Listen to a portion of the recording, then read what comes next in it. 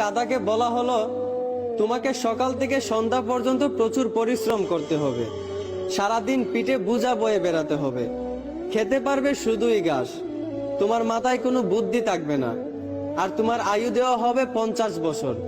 এইটা শুনে গাধা বলল, হে প্রভু, আমাকে 50 বছর না দিয়ে 20 বছর আয়ু দিন, আমি এত বছর বাঁচতে চাই না। সৃষ্টিকর্তা তার এই কথা মঞ্জুর করলেন।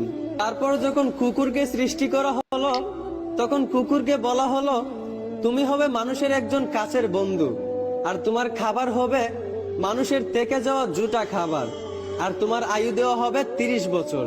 এইটা শুনে কুকুর সৃষ্টিকর্তার কাছে হাত জোড় করে বলল, হে প্রভু, আমি 30 বছর বাঁচতে চাই না, আমাকে 30 বছর থেকে 15 বছর আয়ু দিন।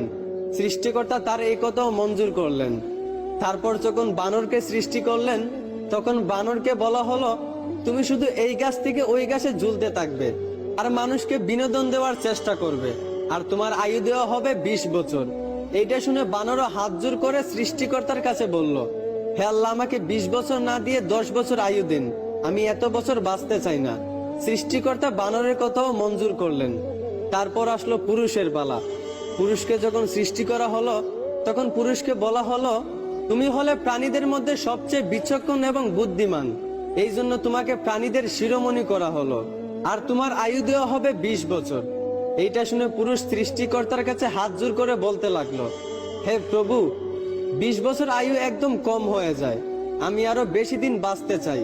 আপনি বরংস গাধায় যে 30 বছর আয়ুটা ফিরিয়ে দিয়েছিল, ওই আয়ুটা আমাকে দিয়ে দিন।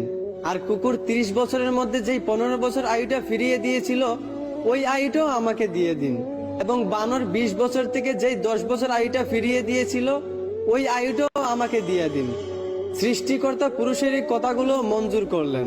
তারপর থেকেই ছেলেরা 20 বছর পর্যন্ত পুরুষ হয়ে বাঁচে, আর যেই 30 বছর গাধার থেকে চেয়ে আনা হয়েছিল, সেই 30 বছর পরিবারের বোঝা পিঠে বয়ে বাঁচে, ঠিক একদম গাধার মতোই।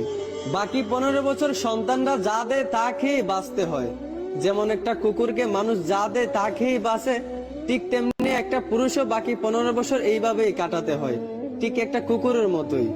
আর বাকি 10 বছর পুরুষদেরকে বানরের মতোই বাঁচতে হয়।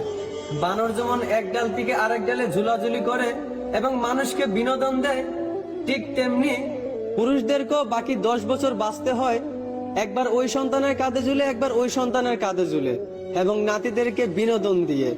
এইভাবেই বাকি 10 বছর বাঁচতে হয়। এইটাই পুরুষের জীবন, এইটাই বাস্তবতা। আশা করি আমার কথাগুলো বুঝতে পারছেন। ধন্যবাদ।